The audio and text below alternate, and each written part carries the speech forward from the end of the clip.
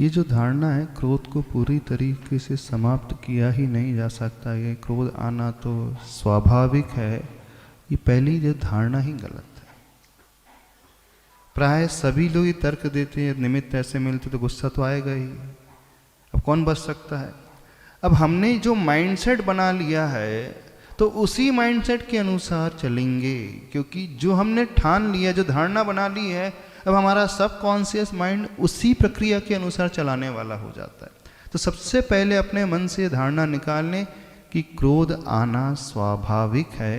क्रोध आना स्वाभाविक नहीं है, क्रोध आना वैभाविक है।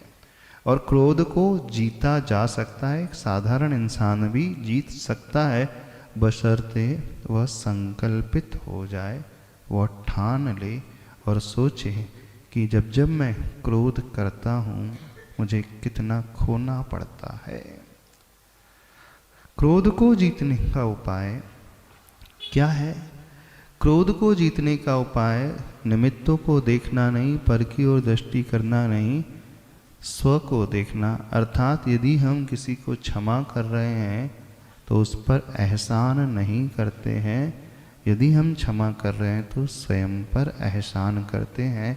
बेनिफिशियरी हम रहते हैं, लाभार्थी हम रहते हैं, न कि सामने वाला व्यक्ति। Forgive others not because they deserve the forgiveness, but we deserve the peace.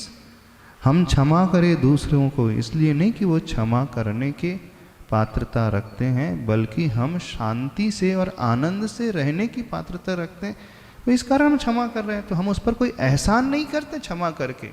यदि ये बात हमें समझ में आ जाए तो हम पर छोटे छोटे निमित्त को देख करके गुस्सा नहीं करेंगे।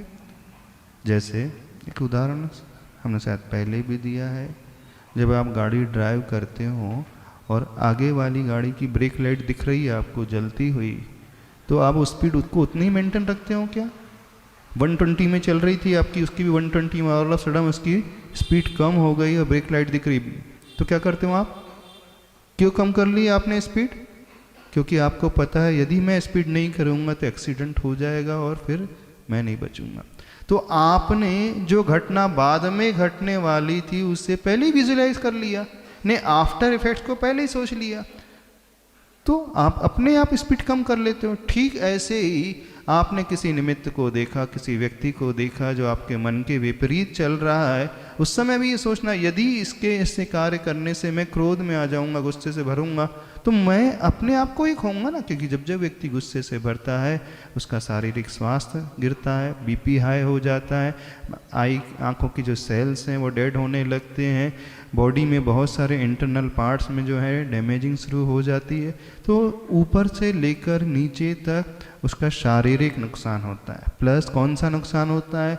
कई लोग गुस्से में मोबाइल है तो वो फेंक देते हैं, टीवी है तो वो तोड़ देते हैं, तो आर्थिक नुकसान होता है। तीसरा कौन सा नुकसान होता है?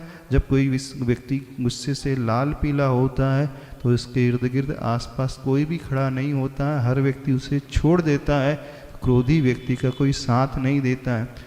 फिर चौथा कौन सा नुकसान होता है? संबंधों का नुकसान होता है। व्यवहार जो है कटु हो जाता है, वहाँ आनंद नहीं रहता है, ये नुकसान होता है। अब एक और दूसरा एग्जाम्पल देते हैं। मान लीजिए आप दुकान में व्यापार कर रहे हैं और कस्टमर है वो आपको कहने लगे कि ये ठीक नहीं है, वो ठीक नहीं, खूब आपने माल दिखाया, 1 घंटे तक दिखा रहे हैं, वो कुछ ले ही नहीं रहा है, तो इस पर चिल्लाने लगते हो? नहीं। क्यों? अंदर से क्रोध आ रहा है, फिर भी क्यों नहीं चिल्लाते हो? क्योंकि आपको मालूम है यदि चिल्ला दिया तो इसे देख करके कई कस्टमर और चले जाएंगे, तो आपका लॉस हो जाता है। तो नुकसान को देख करके आप उस क्रोध के घोट को पी जाते हो ना। दुकान में ही क्यों नहीं गुस्सा करते हो? वो कुछ कह भी दे तो आप शांति से सुन लेते हो।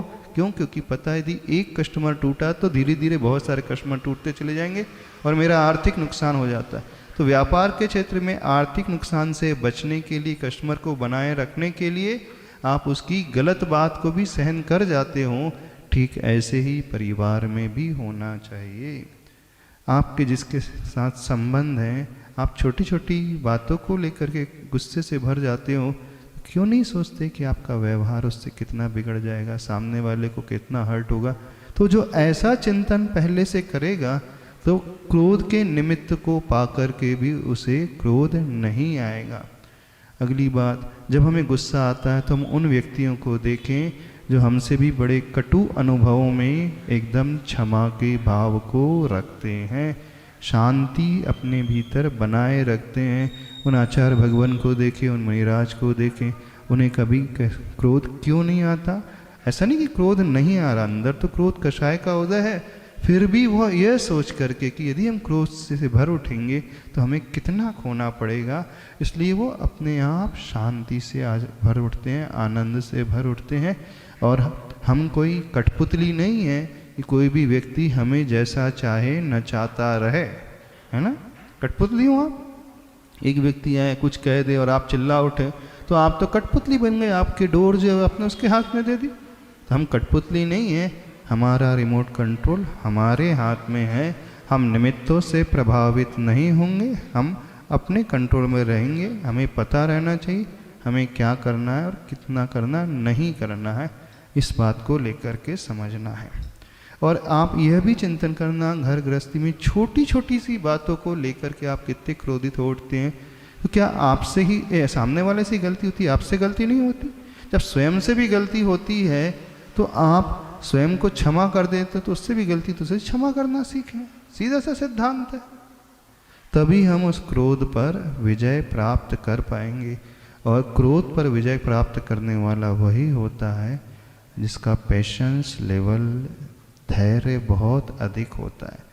तो कैसे उसमें अभ्यास करना? तो बस एक नियम ले लें, जब भी क्रोध आए तो हम तुरंत रिएक्ट नहीं करेंगे, एक कायोत्सर करने के बाद रिएक्ट करेंगे, बस इतना नियम ले लें। अथवा उस समय डीप ब्रीदिंग, गहरी सांस लें, अथवा उस समय एक गिलास पानी पी लें, उसके बाद रिएक्ट करेंगे जो भी, बस ये नियम ले लें। हम नहीं कह रहे कि क्रोध नहीं करो, जो भी करना है थोड़ा पॉज लेकर के फिर क्रोध करेंगे, फिर देखना ऑटोमेटिकली आप अपने में सहज स्वभाव में आते चले जाएंगे।